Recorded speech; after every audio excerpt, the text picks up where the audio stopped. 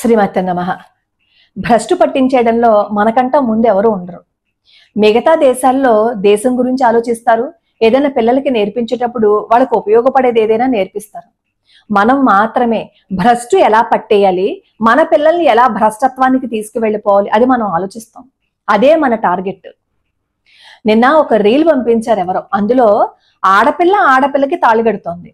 అంటే ఒకళ్ళకొకళ్ళు అన్నమాట. అలాగే ఒక అమ్మాయి ఇంకొక అమ్మాయి దండలు మార్చుకుంటున్నారు. అసలు ఇద్దరు ఆడపిల్లలు ఇద్దరు మెళ్ళల్లోనూ తాళ్లు కట్టించుకోవడం ఏంటో, అది వాళ్ళిద్దరూ పెళ్లి చేసుకుంటున్నారంట. అది రియలో తెలియదు కానీ సమాజానికి ఏం మెసేజ్ ఇవ్వాలనుకుంటున్నారు? ఇప్పుడున్న పరిస్థితులు ఏంటి, మనం చేసే ప్రవర్తన ఏంటి?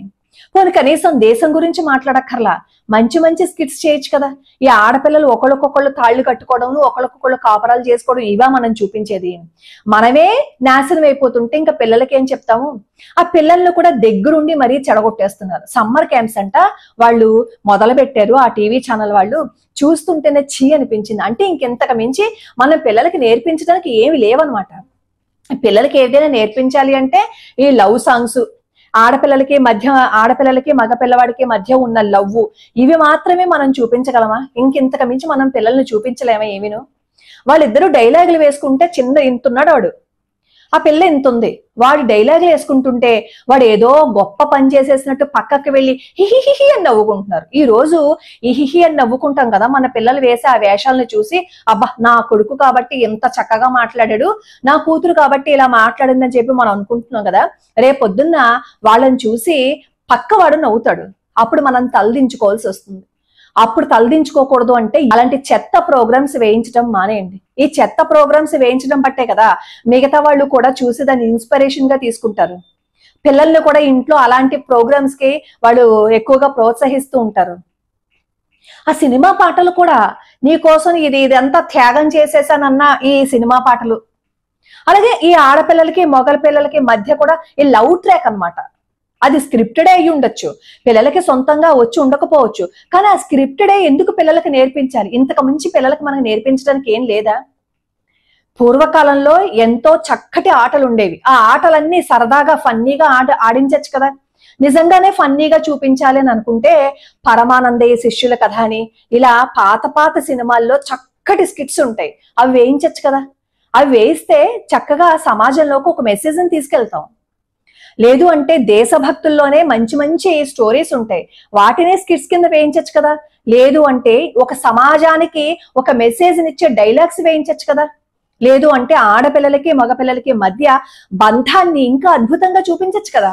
కృష్ణుడికి ద్రౌపదికి మధ్య ఉన్న బంధాన్ని, కృష్ణుడు ఆడపిల్లలకి ఏదైనా కష్టం వచ్చినా బాధ వచ్చినా ఎలా అడ్డుకుంటాడు అనే విషయాన్ని, రాముడు కూడా ఆడపిల్లల్ని ఎలా గౌరవిస్తాడు అని, తేడా వస్తే ఏం చేస్తాడు అని, రాముడు కూడా ఎవరితో అయినా ఎలా ప్రవర్తిస్తాడు అని, శత్రువుతో ఎలా మాట్లాడతాడు, మిత్రుడితో ఎలా ఉంటాడు, తనని శరణుజొచ్చిన వాళ్ళతో ఎలా ఉంటాడు రాముడు, ఇవన్నీ స్కిట్స్ కింద చేయించచ్చు కదా.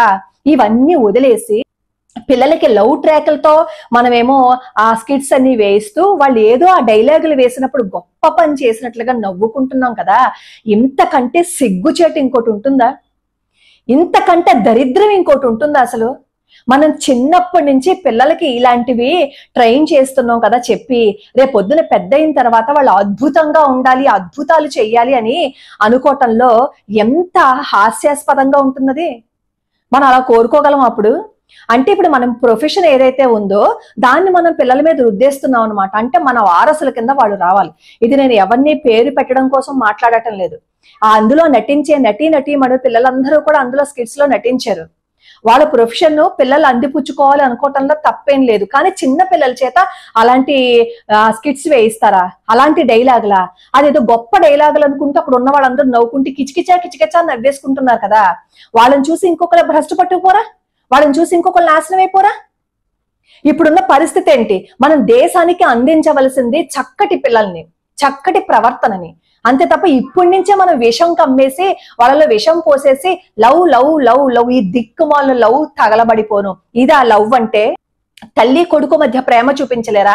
అక్క చెల్లెల మధ్య ఉన్న బంధాన్ని చూపించలేరా? అన్నాతమ్ముల మధ్య ఉన్న బంధాన్ని చూపించలేరా? ఈ బంధాలన్నీ ఇప్పుడు బ్రేక్ అయిపోతున్నాయి కదా.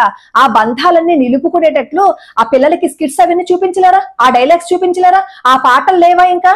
తల్లిని గౌరవించే పాటలు ఉన్నాయి, అన్నదమ్ముల బంధానికి సంబంధించిన పాటలు ఉన్నాయి. కేవలం ఒక అమ్మాయికి ఒక అబ్బాయికి మధ్య ప్రేమకు సంబంధించిన పాటలు, ఆ ప్రేమకు సంబంధించిన డైలాగులు. సిగ్గు శరవం లేదా మీకు? అసలు సిగ్గు అనిపించటం లేదా? మీకు ₹1 డబ్బులు వస్తాయి కదా అని చెప్పి చూపిస్తున్నారు, ఎంత మందిని నాశనం చేసేస్తున్నారు. అవి చూసి ఇంకెంతమంది ప్రభావితం అయిపోతారు. అలాంటి దరిద్రపు కొట్టు షోస్ ఉంటే దయచేసి చూడకండి, ఎవరు పిల్లలకి చూపించకండి. మనం ఇప్పుడు చేయవలసింది ఏం తెలుసా? మనం చివరినున్నాం, చాలా ఆపదలో ఉన్నాం మనం. అలాంటి స్థితిలో మన పిల్లలకి ఈ సమ్మర్లో పిల్లలు ఈ సమయాన్ని సద్వినియోగం చేసుకునేలాగా వాళ్ళని కాపాడుకునే విద్యలు నేర్పించండి. ఈ దిక్కుమాలిన లవ్ ట్రాక్లు చూపించే పాటలు, ఈ స్కిట్స్ కాదు మనం పిల్లలకు చూపించవలసింది. వాళ్ళు ఎలా కాపాడుకోవాలి, వాళ్ళు ఇంకొకరిని ఎలా కాపాడాలి, వాళ్ళు సంస్కారవంతంగా ఎలా తీర్చిదిద్దబడాలి, ఇంకా వాళ్ళు ఈ సమాజానికి ఏ విధంగా ఉపయోగపడాలి, దేశానికి ఏ విధంగా ఉపయోగపడాలి, తల్లిదండ్రుల్ని ఏ విధంగా గౌరవించాలి, ముఖ్యంగా ఆడపిల్లల్ని ఏ విధంగా గౌరవించాలి అనేది కనీసం ఆ చిన్నపిల్లలకి ఈ వయసు నుంచి నేర్పిస్తే రేపన్న రోజు ఇప్పుడు జరుగుతున్న అఘాయిత్యాలు, అకృత్యాలు మనం చూడం. సిగ్గుంటే ఎప్పటికైనా సరే ఈ టీవీ ఛానల్స్ వాళ్ళు ఇలాంటి దరిద్రపు కొట్టు షోస్ అవి చూపించకండి. ఆఖరికి ఇంకా పెద్ద పెద్ద వాళ్ళు వేసే ఈ షోస్ లో కూడా అంతే. వాళ్ళకి వెనకాల ఫుల్ అసలు బ్లౌజే ఉండదు, వెనకాల 2 తాళ్లు కట్టుకుని వస్తారు బయటికి.